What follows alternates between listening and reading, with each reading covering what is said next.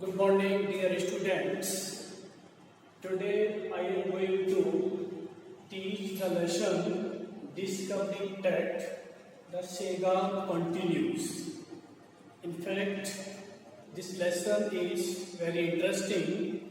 If you take interest, you can be able to understand the summary of this chapter.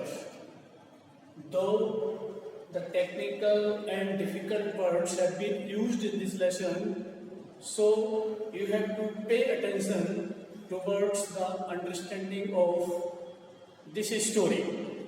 First of all, I am going to tell about the introduction to the lesson and the word meaning and references.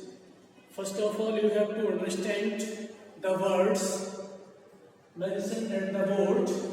After that, I will tell you about the introduction of this chapter. First word goes forensic reconstruction, means use of scientific methods in the investigation of crimes.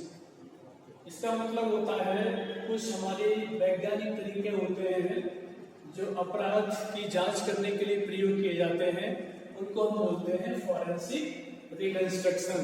आपने सुना भी होगा उसकी forensic जांच हो रही है, forensic team आई हुई है, वो जांच करेगी। ऐसा इस चैप्टर में ये वर्ड आया है। सेकंड नंबर है स्टडीड एक्रॉस, मीन्स होता है मूव फास्ट, तेजी से चलना, यानी किसी भी काम को हम कर रहे हैं किसी मशीन के द्वारा तो उसको तेजी से किया जाना। कास्केड ग्रे मीन्स होता है आस कलर्ड कॉफी, आस कहते हैं राख को, उसका रंग जैसा होता है आपने देखा है, कलर कहते हैं रंग, और कॉफी कहते हैं ताबूत। तो जिसमें डेड बॉडी रखी जाती थी उसको हम हिंदी में बोलते हैं ताबूत और इंग्लिश में कहते हैं कॉफिन। तो उसका जो कलर था कॉफिन का आस यानी राख की जैसे था, इसलिए इसको बोला गया। रेजरेक्शन मीन्स होता है rising out of the grave again, grave कहते हैं कब्र से दोबारा उठ जाना, निकलना, यानी उसकी जब डेड बॉडी को निकाला गया था तो कब्र से दोबारा से बाहर निकाला गया था, that means resurrection. Next meaning funerary treasures, means होता है gold etcetera put beside the dead body, यानी फ्यूनरी कहते हैं अंतिम संस्कार जब करते हैं तो उसके साथ जो सोना आज उसके पास रख दिया जाता था, कीमती चीजें, उसके बारे में कहा गया है फ्यूनरी ट्रेजर्स। नेक्स्ट नंबर है सर्कमवेंटेड मींस चीटेड और बिफूल्ड। जब ये वर्ड इस चैप्टर में आए हैं तो इसका मतलब होता है कि शायद इसके साथ कहीं धोखा किया गया है या मूर्ख बनाया गया है। चीटेड मींस धोखा देना या बिफूल्ड मूर्ख बनाया जाना। नेक्स्ट नंबर है कंप्यूटिंग टोमोग्राफी, ये वर्ड आपने अक्सर सुना होगा, जैसे सीटी स्कैन, उसने अपना सीटी स्कैन कराया गया है, तो कंप्यूटराइज स्कैनिंग टेक्निक, यानी कंप्यूटर के द्वारा जब किसी को हम स्कैन करते हैं उसकी जांच बोलते हैं तो उसको बोलते हैं सीटी, यानी कंप्यूटेड टोमोग्राफी। ये सारे वर्ड आपको उसमें देखने को मिलेंगे चैप्टर में। नेक्स्ट नंबर है क्लियरी डिटेल, मीन्स होता है फ्राइटनिंग अकाउंट, यानी जब जांच की गई ना तो उसका जो वर्णन आया वो बड़ा डरावना था। यानी आपने देखा होगा बहुत सारी मेडिकल रिपोर्ट आती है तो किसी की तो बिल्कुल सिंपल आती है और किसी की मेडिकल रिपोर्ट बहुत ही फ्राइटफुल या फ्राइटनिंग होती है, डरावनी होती है। So you have to understand the words mentioned at the board before starting to read the chapter. After that, I am going to tell about the introduction to the lesson. अब मैं आपको इस lesson के introduction के बारे में बताने जा रहा हूँ। Please pay attention. Egypt was once a cradle of civilization.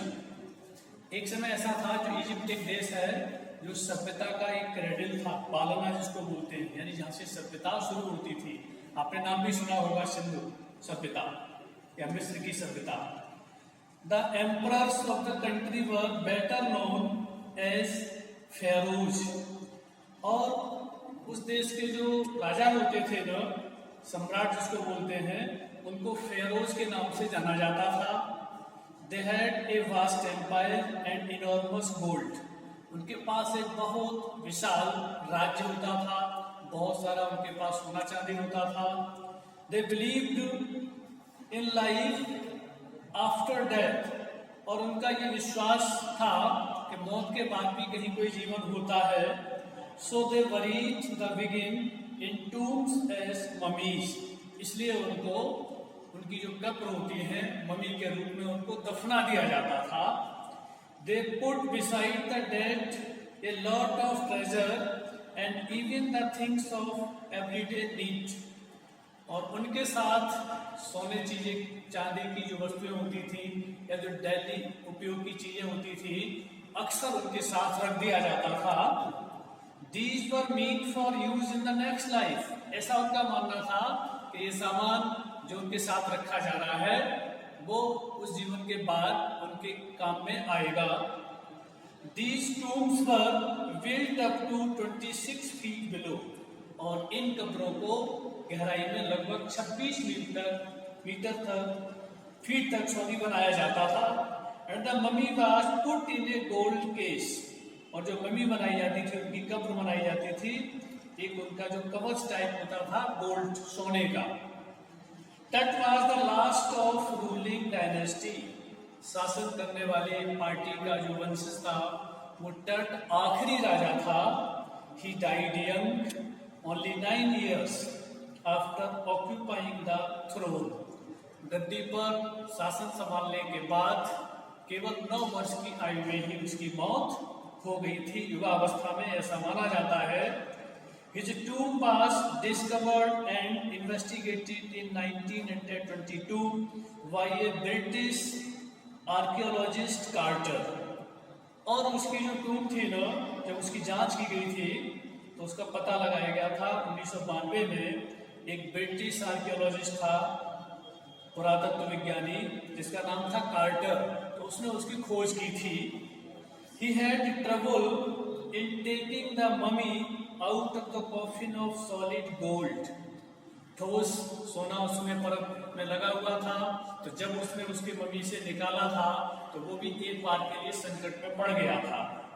The regents had वार्डेंट, जो विरोजा लगा होता है उस पर, वो इतना तेज तरीके से उसमें जम गया था कि the body was cut and removed in parts, कि टट का शरीर जो था उसमें से काट करके उसके शरीर के अंगों को निकाला गया। इट वाज डिसअसेंबल्ड, और उसके शरीर के टुकड़ों को बाद में फिर असेंबल्ड किया गया, जोड़ा गया। पुट इन ए केस, और एक केस में रखा गया। And put back at its resting place, और वापस उसी स्थान पर जहां वो पहले से आराम कर रहा था उसी स्थान पर उसे रख दिया गया। But it was taken out again for CT scan to solve the mystery of how and at what age he had died. लेकिन ये पता लगाने के लिए, ये रहस्य क्या था कि उसकी मृत्यु किस अवस्था में हुई थी और मृत्यु कैसे हुई थी, मृत्यु के कारण क्या संभावित हो सकते थे, ये सब पता लगाने के लिए उसकी डेड बॉडी को उसकी कब्र से दोबारा फिर निकाला गया था। बट लेकिन thankfully the body suffered no further harm. दूसरी बार जब उसको निकाला गया था तो सौभाग्य की बात ये थी ना, धन्यवाद करना चाहिए कि उसके बॉडी को कोई बहुत ज्यादा नुकसान नहीं पहुंचाया गया था। इस प्रकार हम देखते हैं कि इसमें जो इंट्रोडक्शन बताया गया है, राजा टट की कहानी के बारे में बताया गया है। वो युवा एक शासक हुआ था, तो उसकी मृत्यु कैसे हुई थी, ये रहस्य जानने के लिए उसकी बॉडी को मम्मी से निकाल करके और उसका सीटी स्कैन, जितनी भी मेडिकल जांच होती है, वो सब किया गया था। Thanks a lot. The remaining part of this chapter in next video. In next video, I will tell about the summary of this chapter. Thanks a lot.